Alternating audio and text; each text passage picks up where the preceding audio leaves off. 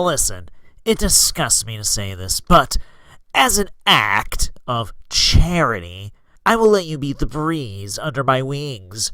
You, me, festival. A few simple sentences right here that sent the shipping corner of the Deltarune fandom, who are we kidding? That's basically sent the majority of the Deltarune fans into a shipping tizzy and avalanche of speculation. And that's basically what this video is. But instead of me trying to figure out who Berdly is talking to, I'm going to explore the different storytelling possibilities this simple exchange could generate. Hi there everyone, Lars here from Camille's Harem, not just a podcast for novice writers by novice writers, but also YouTube channel by novice writers for novice writers, because writing is an adventure, it's more fun with friends. Now, let's set the stage for this discussion. Deltarune is a game that taunts you with the knowledge that your choices don't matter.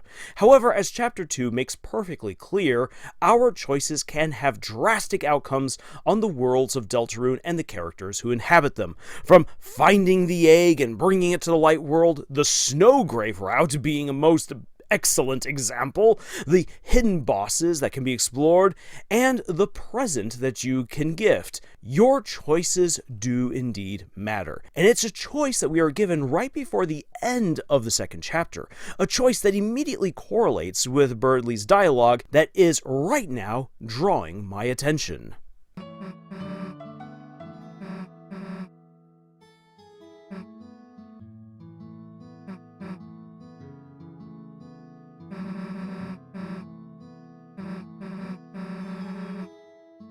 Susie asks Chris who they would like to take to the fair.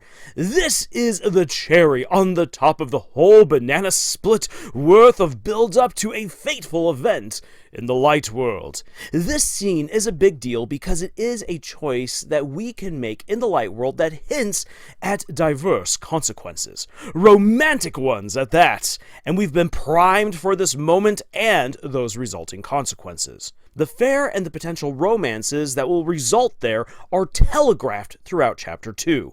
First, there are the game stalls where Noelle hides underneath a box. When Queen hands over the prize that she has won, you can give it as a gift to Susie, Ralsei, Noelle, or Berdly. Giving it to Berdly and Susie will result in actual consequences.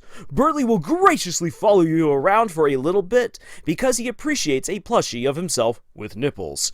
If you give it to Susie, she holds her plushie close until she can stash it away in her room over at Ralsei's castle. And right in front of those games, we as the player can already tease out possible romances. Then there's Susie and Noelle's time together on the Ferris wheel, which serves as an emotional moment that easily becomes one of the biggest shipping opportunities in the entire game. And it's obvious from the aesthetic, Noelle's feelings, and the reactions after it's done that this is all centered on possible love. And if that wasn't in your face enough, there's the acid tunnel of love, where Ralsei's conversation with Chris has inspired shippers all over the world. And yes, the acid tunnel of love feels like it would fit well in any fair. Well, at least anyone that's visiting Gravity Falls. It's unnatural. But Dipper, they're so delicious?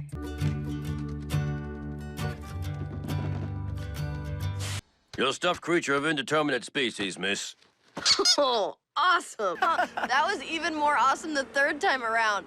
Funnel cake. Let's go get some, Dipper. Look what Dipper got for me.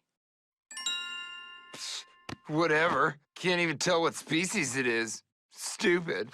Heck! Fairs and festivals are like the ultimate nexus of romantic opportunity. You can share a private ride on a Ferris wheel and watch the world together, waiting for that perfect moment to say something lovey-dovey. You could be sharing cotton candy or some other food designed to give you a heart attack together. There are so many chances to share a laugh, a giggle, hold hands on rides or waiting in line, compete together or against each other to win toys at the fair games, or watch the fireworks together.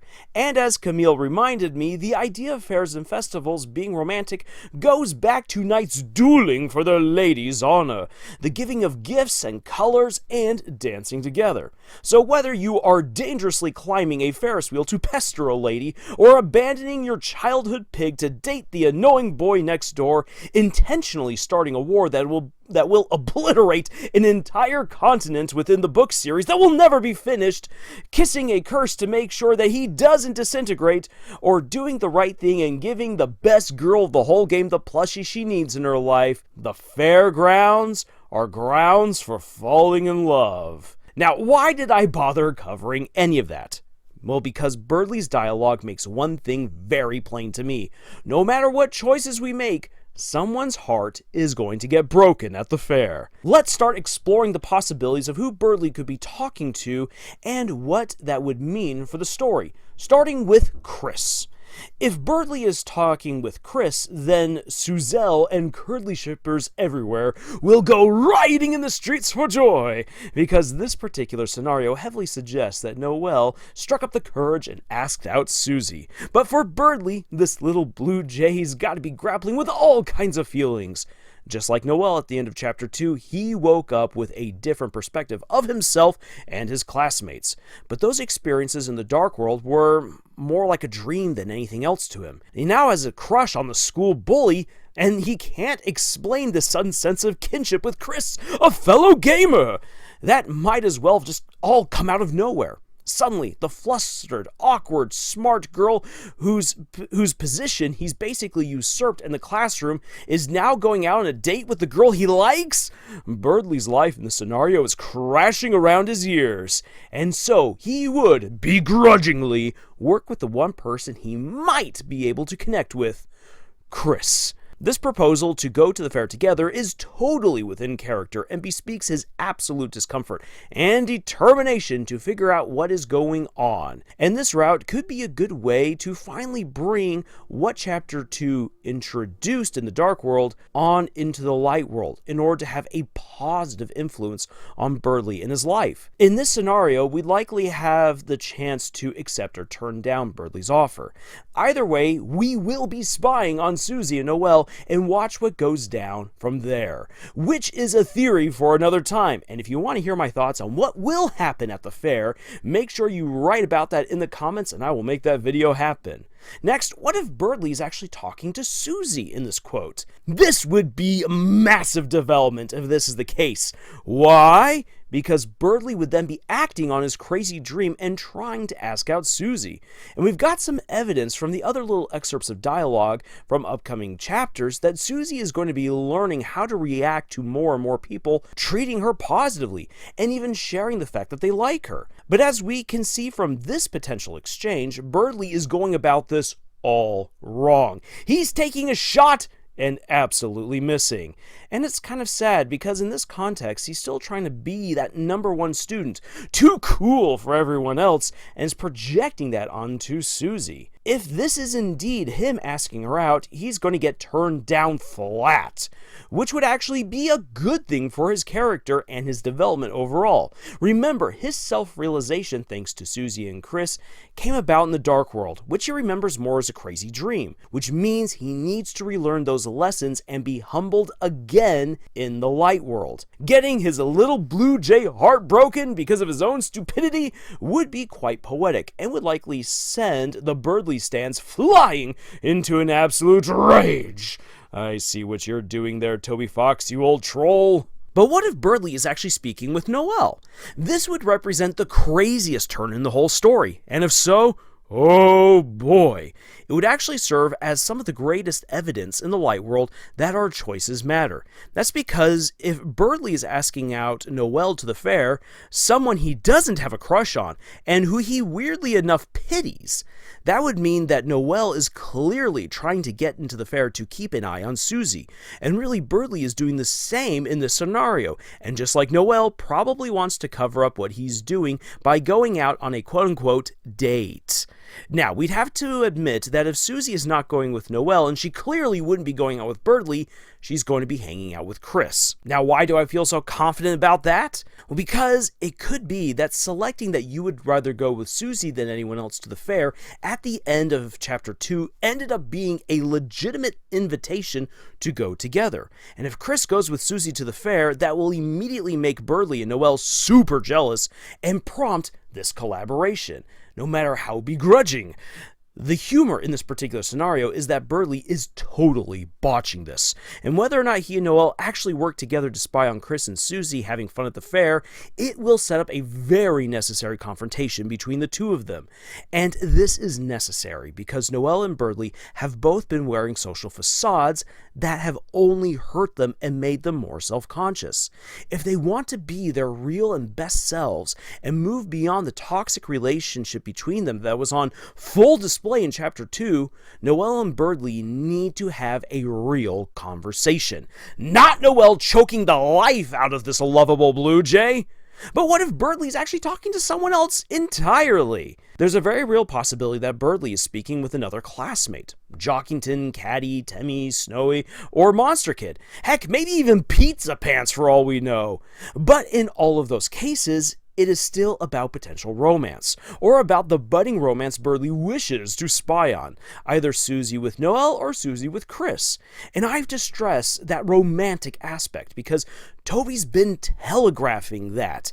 And there's no good reason that Berdly couldn't just go by himself unless he wants to cover up for his ill-conceived espionage. In the case that he's asking literally anyone else out to the fair, it's likely a very embarrassing exchange that Chris alone or Chris and Susie together overhear, followed by a quippy one-liner that is right within character for the person Berdly is asking. But what would a scene like this serve aside from the laughs? It opens up another character growth opportunity for Berdly, one for him to be humbled and reconfront the worst aspects of himself, because the way he's asking is clearly not cool. It would go to show that while the dark world gives the people of Hometown a chance to overcome their weaknesses and situations that have led to their miserable circumstances in the light world, the dark world is not a substitute for living and doing the right thing back home. This was critical to Ralsei's warning about breaking the boundary between the two worlds. Sure, doing so will bring about the roaring, but beyond that, you can't live a happy life by escaping to another world and living out a fantasy.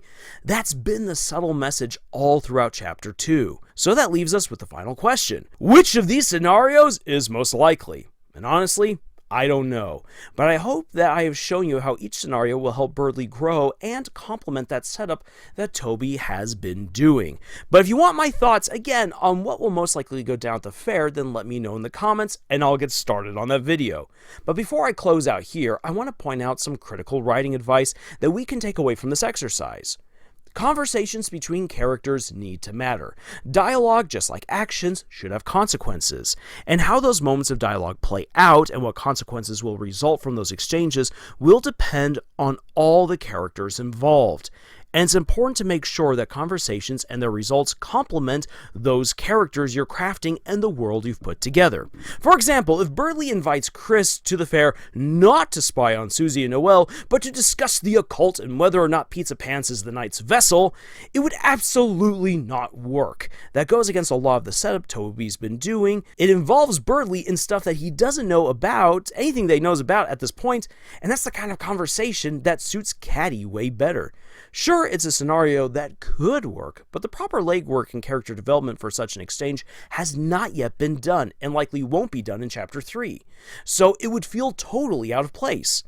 However, Berdly asking Chris to accompany him to the fair to either spy on Noelle and Susie, or to not feel left out, or it's just a bad attempt to reconnect with Chris, that all works based on the context that we've been given so far throughout the game. And it would also complement everything Toby has done in regards to Berdly's character arc thus far. And that's why all of the shipping speculation is oddly valid. You don't hear that all often. So there you have it, my thoughts on the different storytelling possibilities for Berdly's very brief bit of dialogue.